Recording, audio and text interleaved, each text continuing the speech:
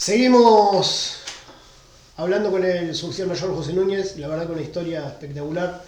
Pasó un tiempito, nosotros seguimos hablando detrás de cámara y seguimos recordando los momentos vividos dentro del servicio penitenciario. La verdad que es un placer hablar con José.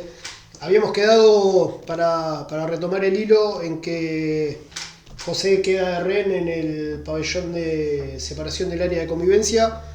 Estabas contando de lo difícil que fue para vos ver a tus compañeros del otro lado de la reja, de que te lastimaron por lastimarte. No hubo ningún motivo para hacerlo más que un reclamo tonto de traslado. Así que bueno, José, seguí contándonos tu experiencia.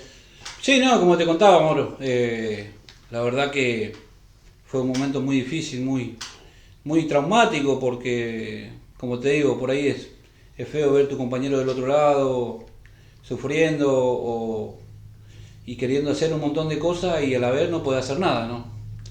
Y obviamente en ese momento se te pasan miles de cosas por la cabeza. Lo primero que pensás es decir, ¿qué hago acá? Esa es la realidad, eso es lo que pensás.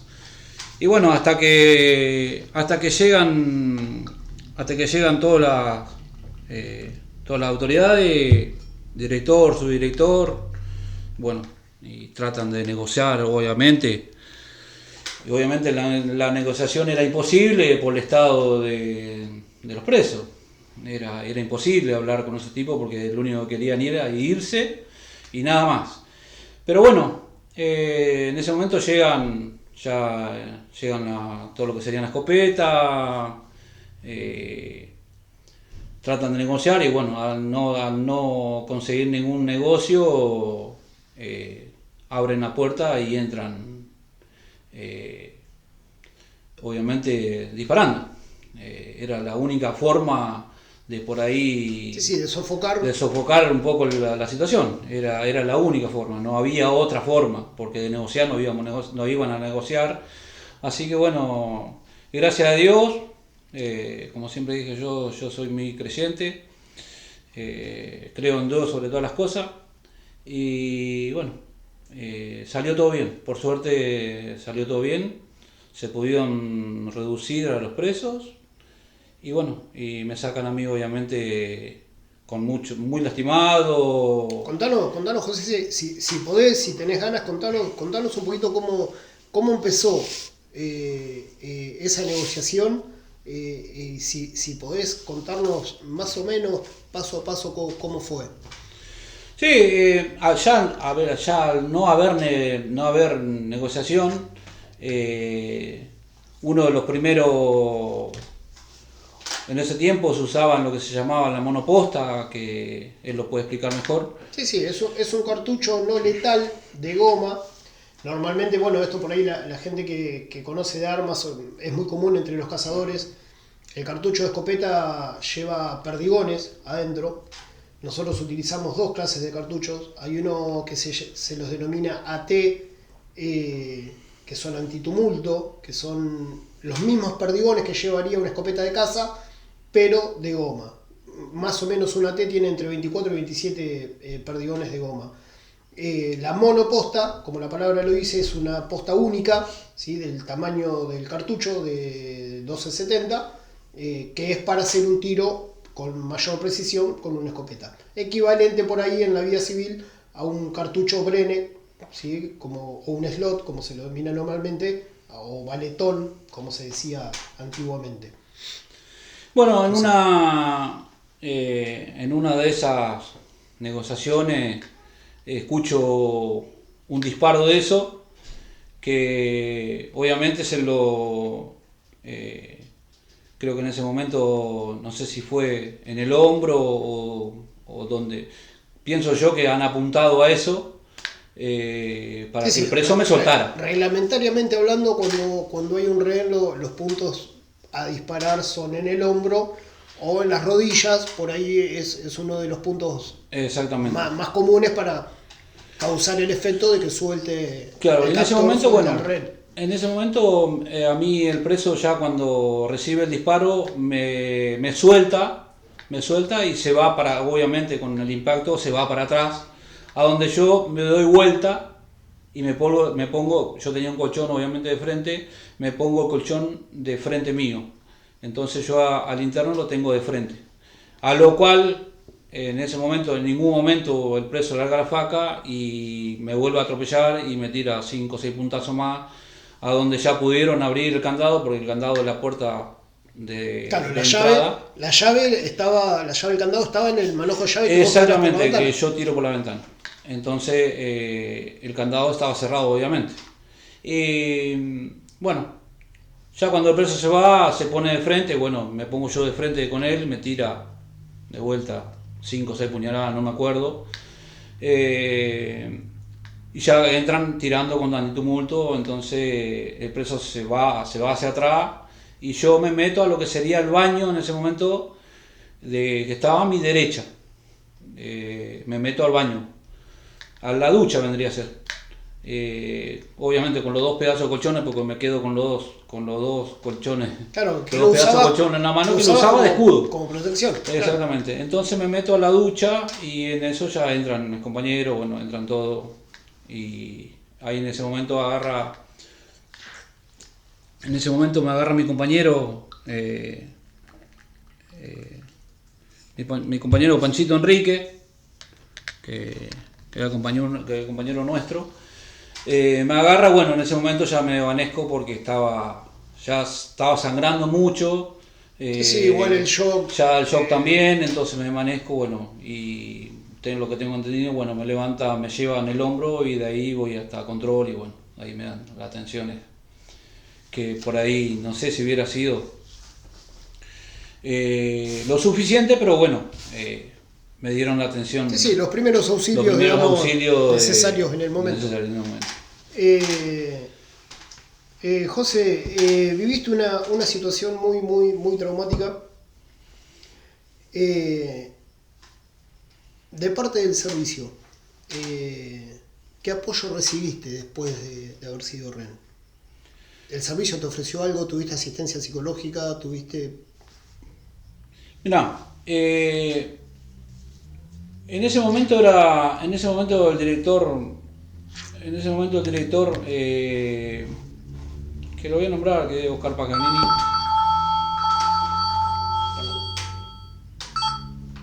que es el único que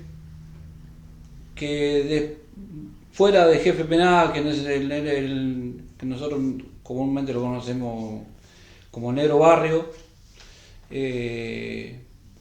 fueron los únicos 2 que me llamaron, me asistieron, digamos, pero después todo lo que es... Estamos hablando más de una situación de camaradería que de asistencia profesional. No, asistencia profesional, Mauro, no lo tuve nunca. ¿Nunca ofreció nada de servicio? Nunca.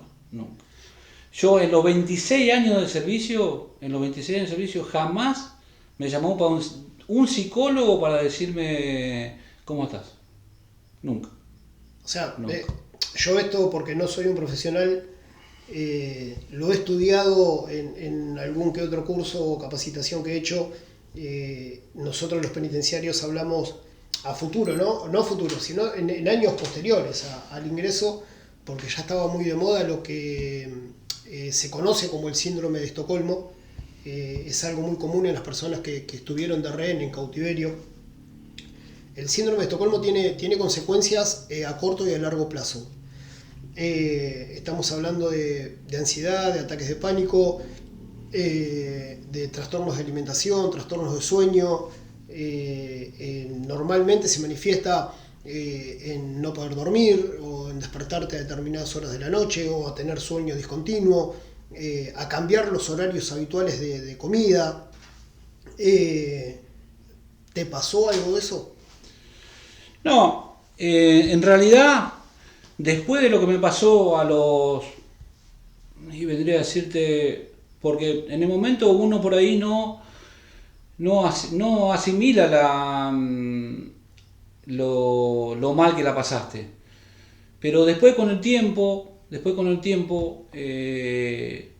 recordás cosas, recordás cosas y te pones como, ¿cómo te puedo decir? Te pones un poco melancólico, y yo pienso que todas esas cosas son secuelas de ese momento, pero como te decía antes, pericia psicológica después de eso, ninguna.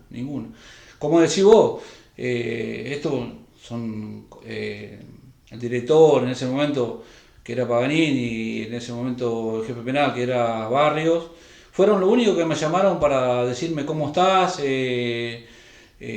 Además, el director en ese momento me dice, querés tomarte los días que quiera, te tomás los días que quiera, que no tendría que salir de él, o pienso yo que tendría que ser parte del servicio, ¿no? Sí, tal cual. Y así nunca fue, no. No, bueno, eso siempre lo digo, uno no quiere tocar temas políticos, pero lamentablemente esto viene a colación a lo que vos decís. Antiguamente un jefe penal, antiguamente un oficial de servicio, que eran, un oficial de servicio normalmente era de una jerarquía de oficiales baja, tenía la facultad de decirle a cualquiera de su personal que se tomara el día, o que si tenía un problema no se presentara. Hoy no pasa eso. Hoy perdieron esa facultad. Que eso, digo una facultad porque está reglamentado, ¿sí? Está escrito en la ley. No en la ley, sino que también se derogaron. Antiguamente existían los manuales de procedimientos que, si mal no recuerdo, se llamaban RRSP6. Exactamente. Donde estaba ya establecido cuál era la función de cada integrante de cada sección. Y qué facultades tenía.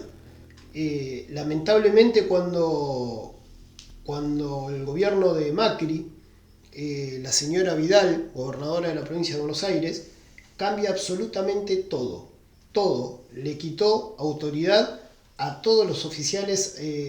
Nadie puede ordenar nada con la facultad que le otorga la jerarquía que ostenta. Si bien la modificación en el servicio ocurrió antes, ¿sí? Creo que fue del 2004, 2005 en adelante, sí, 2005, creo. Pero bueno, lo que terminó bajo mi opinión, y de esto me hago cargo yo, fue el gobierno de la señora Vidal, que creyó que los penitenciarios no hacíamos nada, porque esa es básicamente el motivo. El motivo fue: los penitenciarios no hacen nada, o no cumplen horarios, o no trabajan las horas que tienen que trabajar. Durante ese gobierno se aumentó la carga horaria de todo el personal. Si no cumplimos una determinada cantidad de horas, no cobramos un plus, o no nos pagan esto, no nos pagan lo otro, o hay que trabajar más días porque no llegás con las horas. Es muy triste, porque esto no es una cuestión política, esto es desconocer el trabajo que se hace. Yo creo que si la señora Vidal se hubiese informado más sobre lo que hacen los penitenciarios a diario, no hubiese hecho lo que hizo. Pero bueno, me hago cargo de lo que estoy diciendo. José, después de que te ocurrió todo esto, y no hace mucho, ¿tuviste algún problema de salud? Gracias a Dios,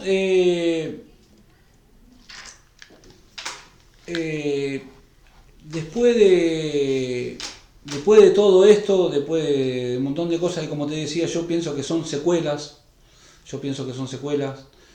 y que uno por motivo de vida, ¿no? por rutina de vida, no le da importancia por ahí a un montón de cosas que te van pasando, pequeñas cosas que te van pasando, no le da importancia por ahí.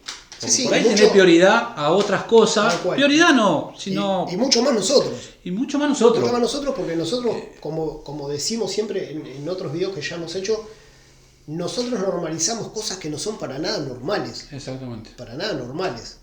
Siempre decimos lo mismo: si nosotros contáramos todo lo que vimos dentro de una cárcel, y no estaríamos internados. Sí, estaríamos internados. Totalmente. Por eso es lo que, como te decía yo, el tema psicológico, yo pienso que te pasó a vos y nos pasa a un montón, hoy por hoy, a la gente que está trabajando actualmente. a nosotros mismos. Nunca nos llamaron, jamás nos llamó un psicólogo. Hoy por hoy creo que existe una oficina que se llama ayudantía, ¿cómo no? Ayudantía no. ¿Cómo se llama esto? ¿Dónde están los sociolaborales? Los sociolaborales. Creo que hoy por hoy existe, pero a vos te tienen que llamar realmente un profesional, pienso yo, no sé, para preguntarte cómo estás, qué necesitas. A mí nunca me llamaron, jamás me llamaron. Y ya hoy que estoy retirado menos, obviamente. Pero bueno, sigamos. No, mirá, es un tema, te interrumpo un segundo, sí. Es un tema que lo quiero remarcar porque él hablaba de las oficinas de socio laboral. Realmente existen en todas las unidades, pero ni siquiera la jefatura tienen claro para qué están. Y nosotros mucho menos. A nosotros nos ha pasado de tener entrevistas con las sociolaborales y el socio laboral te pregunta qué problema tenés, qué te gustaría hacer, dónde podés trabajar. Pero la decisión la sigue teniendo el director o el jefe de sección. Es decir que un socio laboral le recomienda al director que él, por el problema que tuvo, debería trabajar en un servicio diario sin contacto con internos de 7 de la mañana a 14 horas. Eso es lo que recomienda la oficina sociolaboral. Pero el director dice que no, que va a trabajar en esa cantidad de carga horaria, pero de noche. Que no va a tener contacto con internos ni con armamento, pero va a trabajar de noche. Entonces todos nos preguntamos, ¿para qué están los sociolaborales? Porque si ellos se supone que son los que saben, se supone que recomiendan un servicio que le haría bien a la gente que tiene un problema, pero la decisión recae de todas maneras sobre el director o sobre el jefe de sección, no tiene razón de ser su labor. Literalmente no la tiene. Y eso es algo que en los últimos años de servicio lo vimos muchísimo. ¿Por qué? Porque nosotros que nos consideramos de la vieja escuela, ¿sí? de la vieja guardia del servicio penitenciario, acostumbramos a no quejarnos por nada. Nos cambian de lugar y vamos, nos cambian de sección y vamos, nos cambian de horario y vamos, pero con los chicos nuevos, como le decimos nosotros cariñosamente chicos porque son mucho más jóvenes que nosotros, ellos ya ingresan con problemas de estrés, ya ingresan medicados, ya van derecho a la oficina sociolaboral a los 2 meses de estar incorporados, ya piden un cambio de horario, piden un cambio de servicio, piden un cambio de sección, y todo recae en el socio laboral.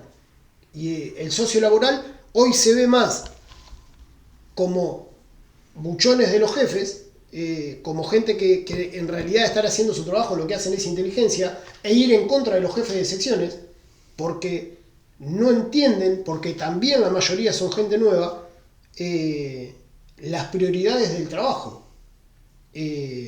No, es como que por cumplir con su función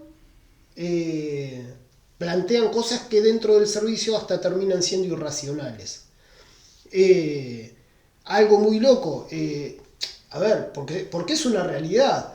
En la unidad 28, por ejemplo, una de las personas que te escucha es dentista. Que eso uno dice, claro, no sí, voy a hablar con un psicólogo o con un trabajador social. Exactamente. Voy a hablar con un dentista. Exactamente. Desconozco por completo, porque no soy dentista, si en la carrera de dentista, cuando uno va a estudiar para dentista, tiene algún conocimiento de psicología. La verdad que lo desconozco, pero en la unidad en la que nosotros estábamos, uno de los que te recibía era un dentista. Entonces, es lo que por ahí vos...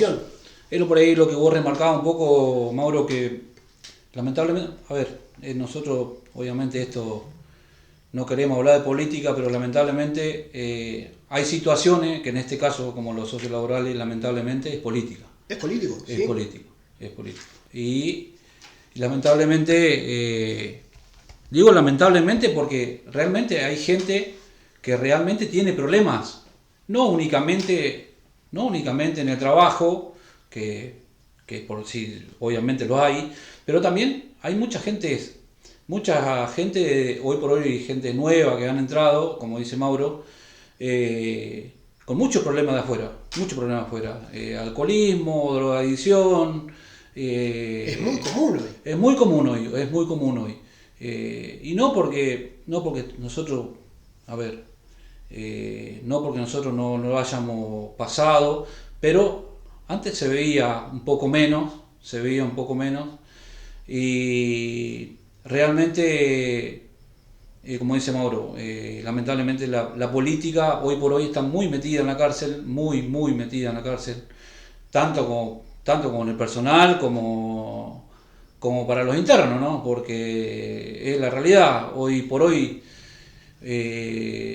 los internos están muy apañados, mucho derecho humano, en el sentido que el preso hoy por hoy está muy cómodo. No estamos yendo para otro lado, pero bueno. No, porque es una realidad, José. Yo hay algo, no lo quería decir, en realidad yo los otros días en un video dije que las jefaturas del servicio penitenciario era muy leal al gobierno de turno y sobre mi misma palabra lo quise corregir porque leal, primero que es una palabra muy grande, sí. Y segundo que todas las Fuerzas Armadas y todas las fuerzas de seguridad le son leales al gobierno de turno. En realidad lo que yo quise decir fue otra cosa. Y di el ejemplo de la policía. La policía hace muy poco tuvo un caso que fue muy resonante donde el gobernador de la provincia dio de baja o pasó disponibilidad a varios comisarios, supuestamente por estar haciéndole campaña al gobierno actual, al gobierno nacional. La palabra que quise usar yo con respecto a la jefatura del servicio penitenciario no fue leal, fue servil. La jefatura del servicio penitenciario siempre le fue servil al gobierno de turno, en todos los gobiernos. Lo que no hacemos es aprender. Durante el gobierno, como les decía hoy, durante el gobierno de la señora Vidal, cambiaron todas las reglas del servicio penitenciario. Como les decía hoy, hasta nos hicieron trabajar de más. Nos hacen trabajar de más porque sigue siendo igual. Totalmente. Nuestra jefatura no dice, el gobierno de Vidal se equivocó, pero lo vamos a aceptar porque es el gobierno de turno, pero cuando se vayan, vamos a volver a como estábamos, le vamos a volver a dar la autoridad que corresponde a cada oficial, la autoridad que le corresponde a cada suboficial. No hacen eso, lo dejan como lo ordenó Vidal, sabiendo que está mal. Ahora pasa exactamente lo mismo. Estos gobiernos derechohumanistas, ¿sí? Inventan lugares de trabajo, como en este caso los sociolaborales, ¿sí? Que no sirven para nada, porque es la realidad, no sirven para nada. El discurso es completamente mentiroso, ¿sí? Lo único que hacen es recabar información de las jefaturas de unidades y de secciones para elevarlos en informes a jefatura y que jefatura sepa lo que pasa en las unidades. Es lo único que hacen, no sirven para otra cosa. Porque no tienen la autoridad para modificar absolutamente nada dentro de una unidad. Y dependen de la jefatura del servicio. No dependen del director de cada unidad. Dependen de la jefatura del servicio.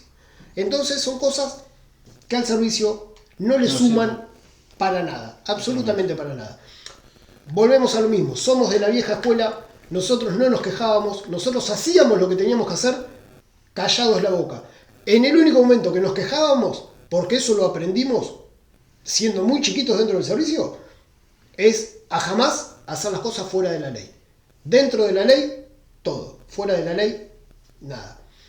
José, te invito a hacer un alto por ahora y perfecto. Seguimos en un ratito, hacemos un pequeño break con el suboficial mayor y seguimos con ustedes. Muchísimas gracias por estar ahí.